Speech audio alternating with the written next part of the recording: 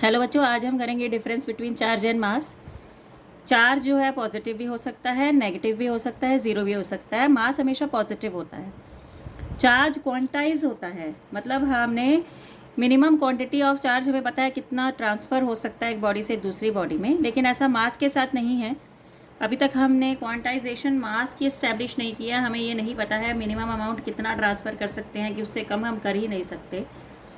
तो quantisation of mass has not been established yet.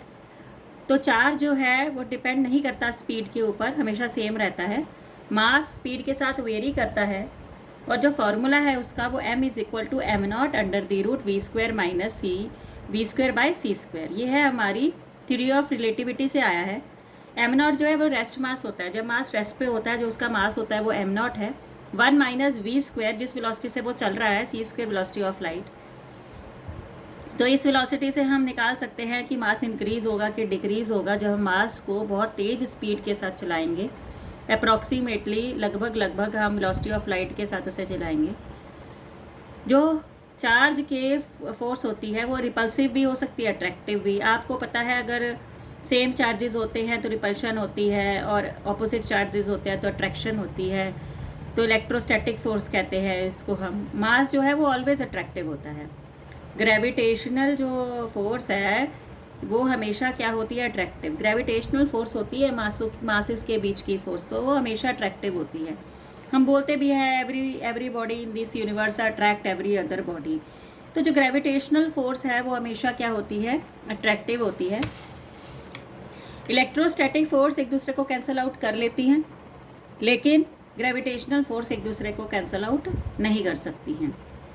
अब क्या है कूलम्स लॉ इन इलेक्ट्रोस्टैटिक्स। पहले हम समझ लें कि कूलम्स लॉ लगता कहाँ पर है। हमने अभी बोला कि दो चार्जेस होंगे, उनके बीच में या तो अट्रैक्शन होगी या रिपल्शन होगी, मतलब दोनों के बीच में फोर्स लगेगी।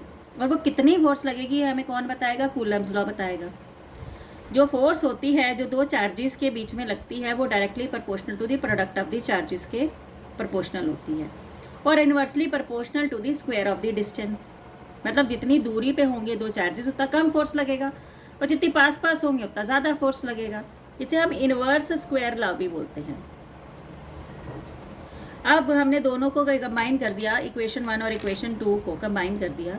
जो ऊपर था Q1 एंड Q2 वो ऊपर लिख दिया, जो नीचे था उसे नीचे लिख दिया। प्रोपोर्शनल का साइन हटाते हैं, is equal to with constant आता है। यहाँ जो कांस्टेंट है वो मैंने K लिखा।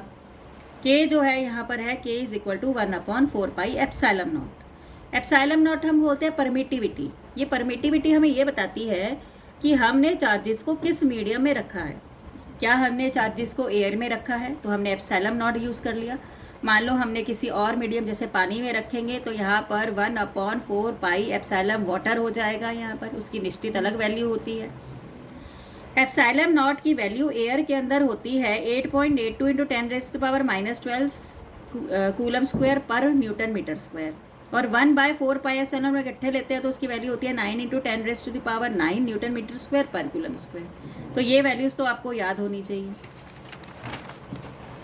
अब SI यूनिट ऑफ चार्ज आप सबको पता है कूलम होती है, और CGS यूनिट होती है स्टैट कूलम। एक कूलम जो है 3 × 10⁻9 स्टैट कूलम के बराबर होती है।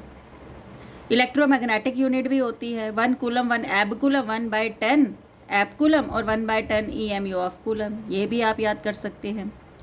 इस फोर्स को मेज़र करने के लिए जो इंस्ट्रूमेंट यूज़ होता है उसे हम टॉर्शन बैलेंस बोलते हैं। अब हमने क्या करना है, Coulomb's law in vector form. अब ये जो फोर्स है इज अ वेक्टर क्वांटिटी, तो इसको वेक्टर में चेंज करने के लिए 1/4 pi epsilon naught Q1 Q2 by R square को हमने यूनिट वेक्टर के साथ मल्टीप्लाई कर दिया, आर कैप के साथ। यूनिट वेक्टर से मल्टीप्लाई करने का ये फ़ायदा होता है कि यूनिट वेक्टर का मैग्नीट्यूड तो 1 है। आप किसी चीज़ के साथ भी इसको मल्टीप्लाई करेंगे इसको कोई फ़र्क ही नहीं पड़ेगा, सिर्फ हाँ वेक्टर है तो डायरेक्शन ज़रूर आ जाएगी, मैग्नीट्यूड को कोई फ़र्क नहीं पड़ेगा। तो इसलिए हमने यूज़ किया AR cap unit vector. Unit vector जो है आप क्लास 11th में पढ़ के आए हैं, ये होता है R vector upon mod of R. ये हमने यहाँ पर पुट किया तो ये बन गया Q1 Q2 R vector upon 4 pi epsilon naught, और ये आर स्क्वायर और आर बन के क्या बन जाएंगे, आर क्यूब बन जाएंगे। तो ये हमारा क्या आ गया, वेक्टर फॉर्म में आ गया। अब हमने क्या किया, हमने एक पहले चार्ज की फोर्स दूसरे पे निकाली और दूसरे चार्ज की फोर्स पहले पे निकाली। तो हमने आप देखिए क्या किया, 1 2 यहाँ लिखा है, तो हमने जो हमारा पोजीशन वेक्टर है वो 2 1 हो जाएगा, और यहाँ पर 2 1 है तो यहाँ पर 1 2 हो जाएगा। आपको पता है अगर R 1 2 ऐसे है तो R 2 1 ऐसे होगा, दोनों की डायरेक्शन ऑपोजिट होगी, लेकिन मैग्नीट्यूड तो दोनों का बराबर है क्योंकि दोनों चार्जेस के बीच का डिस्टेंस तो बराबर है, मैग्नीट्यूड तो बराबर है, लेकिन एक की डायरेक्शन ऐसे है और दूसरे की डायरेक्शन ऐसे है, मतलब मैग्नीट्यूड तो बराबर है लेकिन नेगेटिव साइन हमें ये बता रहा है कि डायरेक्शन ऑपोजिट है। अगर ये ऑपोजिट है तो F12 किसके इक्वल हो गया, F21 के माइनस के इक्वल हो गया।